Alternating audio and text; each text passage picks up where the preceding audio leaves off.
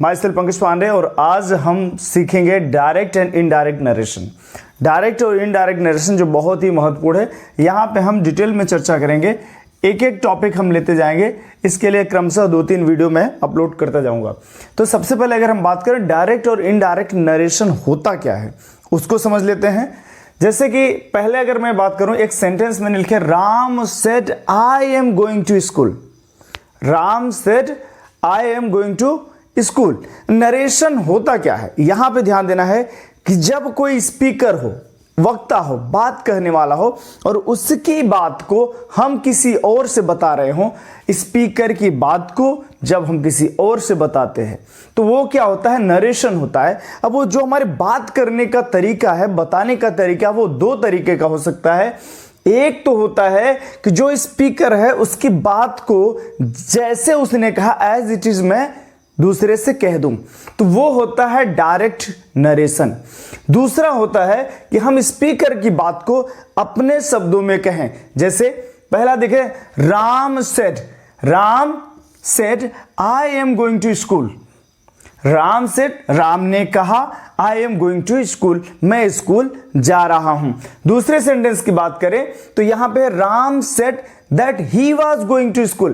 पहले सेंटेंस में मैंने क्या किया कि जैसा राम ने कहा भैया कि मैं स्कूल जा रहा हूं, तो वो सेंटेंस को मैंने एज इट इज रख दिया।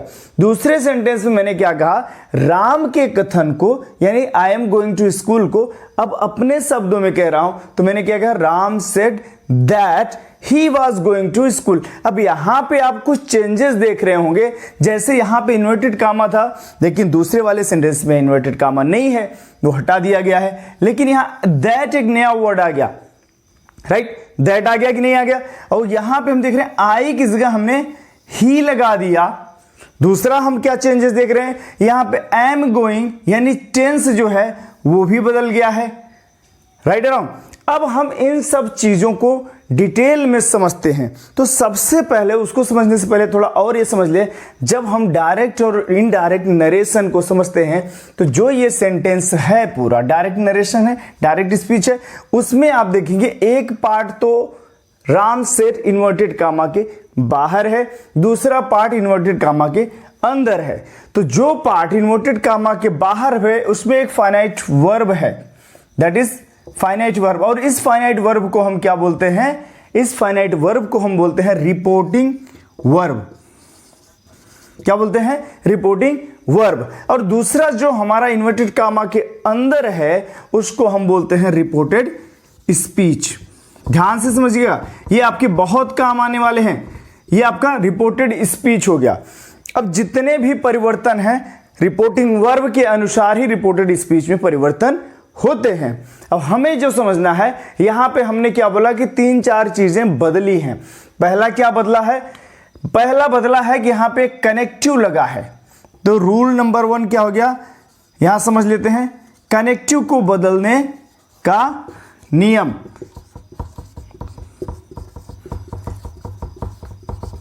दूसरा अगर हम बात करें कनेक्टिव को बदलने के साथ साथ हम दूसरा नियम देख रहे हैं, जो पर्सन है, आई क्या है, फर्स्ट पर्सन है, तो दूसरा नियम की अगर बात करें तो पर्सन को बदलने का नियम, the rule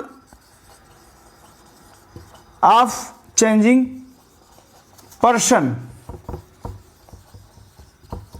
of reported speech, right. अगर हम और बात करें, तीसरा नियम की बात करें तो वो क्या है, यहां पे हमने देखा ना कि टेंस बदल गया, the rule of changing tense, यानी the rule to change tense बोल सकते हैं, the rules to change tense, then tense को बदलने का नियम। ये तीनों नियमों को हम बारीकी से देखते हैं और बारी बारी से समझते हैं कि क्या रूल्स होते हैं और उनको हमें कैसे अंडरस्टैंड करना है। तो सबसे पहले अगर हम बात करें तो आए थोड़ा सा समझ लेते हैं।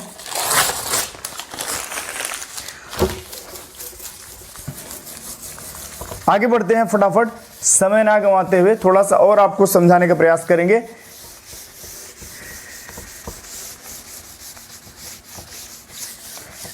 सबसे पहले अब हम आ जाते हैं, एक सेंटेंस कोई भी ले लीजिए, मान लीजिए एक सेंटेंस है, Ram said to me, comma, inverted comma, उसके बाद Mohan is not playing the game. Ram said to me, Mohan is not playing the game. अब हम सबसे पहले अंडरस्टैंड कर लेते हैं द रूल नंबर 1, पर्सन को बदलने का नियम। किसको? पर्सन को बदलने का नियम। अब रिपोर्टेड स्पीच में आप देख रहे हैं यहां पे मोहन है। मोहन क्या है? हम हमेशा समझते हैं कि नाउन जो होता है, इसको आप हमेशा नोट कर रखिएगा कि नाउन जो होता है वो हमेशा थर्ड पर्सन ही माना जाता है। हमारा जो रूल्स है पर्सन को बदलने का है, ये है कि अगर आपका रिपोर्टेड स्पीच का पर्सन फर्स्ट पर्सन है तो वो बदलेगा रिपोर्टिंग वर्ब के सब्जेक्ट के अनुसार। किसके अनुसार? सब्जेक्ट के पर्सन नंबर जेंडर के अनुसार। अगर आपका सेकेंड पर्सन है तो वो बदलेगा रिपोर्टिंग वर्ब के ऑब्जेक्ट के अनुसार। और अगर आपका थर्ड पर्सन है तो वो बदलेगा, नहीं बदलेगा, मतलब उसमें कोई चेंजेस नहीं होंगे। There will be no changes, right. अब हम इसको थोड़ा सा और डिटेल में समझ लेते हैं कि जैसे मान लीजिए Ram said to me Mohan is not playing the game. Ram said to me, Ram told me, Ram told to me that, connective लग जाएगा दैट मोहन। मोहन ये थर्ड पर्सन है, हमने क्या बोला कि थर्ड पर्सन में कोई भी चेंजेस नहीं होगा, तो ये मोहन थर्ड पर्सन है तो मोहन नहीं बदलेगा। राम टोल्ड मी, यहां हम कर देते हैं Ram told me, told to me that Mohan, अब यहां पे टेंस बदल जाएगा, was not playing the game, right। कहने का मतलब यहां पे जो थर्ड पर्सन है उसमें कोई चेंजेस नहीं होगा। अगर मैं इसको मोहन को हटा के कर दूं आई और इसकी जगह कर दूं एम, ठीक है। अब यहां पे हो जाएगा Ram said to me I am not playing the game, I am not playing the game. अब क्या हो जाएगा? अब यहां पे अगर हम देखें तो ये क्या है? फर्स्ट पर्सन है, और फर्स्ट पर्सन किसके अनुसार बदलेगा? सब्जेक्ट के अनुसार। सब्जेक्ट राम है तो राम नाउन है, नाउन कौन सा पर्सन माना जाता है? हमेशा थर्ड पर्सन माना जाता है। दूसरा हम देख लेते हैं नंबर क्या है। राम क्या है? सिंगुलर नंबर है। और इसमें हम क्या चेक कर लेते हैं कि राम का जेंडर क्या है। राम का जेंडर क्या है? राम का जेंडर भैया मैस्कुलिन जेंडर है। तो हम ये जो बदलाव करेंगे यहां पे रिपोर्टेड स्पीच की जो पर्सन में बदलाव करेंगे, रिपोर्टिंग वर्ब के सब्जेक्ट के अनुसार बदलेंगे, उसके पर्सन नंबर जेंडर के अनुसार बदलेंगे। तो यहां पे क्या हो जाएगा? Ram told to me that. अब ये राम थर्ड पर्सन है तो यहां भी हमें उसको थर्ड पर्सन बनाना पड़ेगा। दैट ही, क्या हो जाएगा? That he. अब टेंस फिर बदल जाएगा, he was not playing the game, right. अब यहां पे हमें जो समझने को मिला वो ये है कि जो पर्सन है फर्स्ट पर्सन सब्जेक्ट के अनुसार बदला। थर्ड पर्सन, हमने थर्ड पर्सन का भी एग्जांपल ले लिया। थर्ड पर्सन किसके अनुसार बदला? थर्ड पर्सन में कोई चेंजेस नहीं हुआ। अब अगर हम सेकंड पर्सन का बात कर ले, सेकंड पर्सन अगर यहां हो जाता है, आई की जगह हम इसको कर देते हैं यू। आई की जगह हम क्या कर देते हैं? यू। अब इसके साथ आर लग जाएगा। You are not playing the game. Ram said to me you are not playing the game.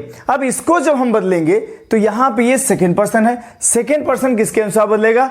Object के अनुसार बदलेगा। किसके अनुसार बदलेगा?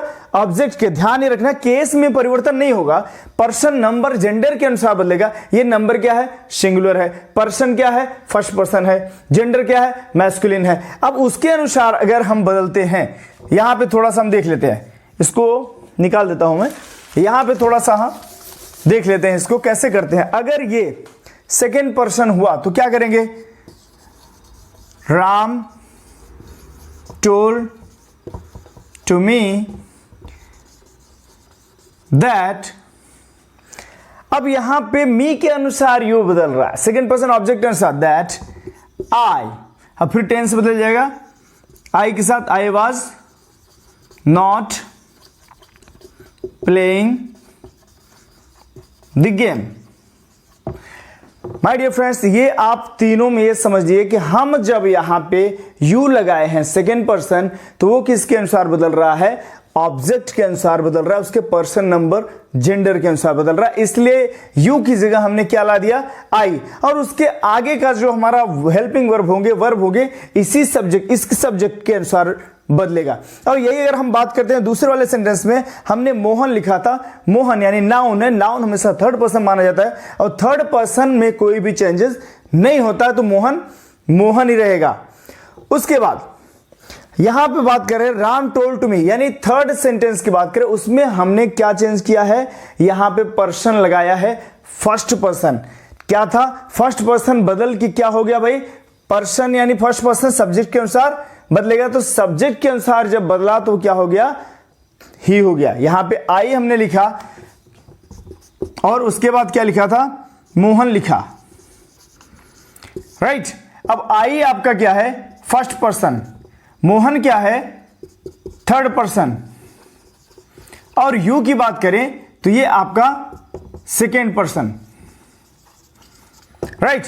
यानी हमारा जो यू बदला है, यहां पे आप देखें सेंटेंस को समझे, यू जो बदला है सेकेंड वाला पर्सन, वो किसके अनुसार बदला है, सेकेंड पर्सन यानी बदला है सब्जेक्ट ऑब्जेक्ट के अनुसार, तो ऑब्जेक्ट के अनुसार बदल के आपका यू हो गया है आई।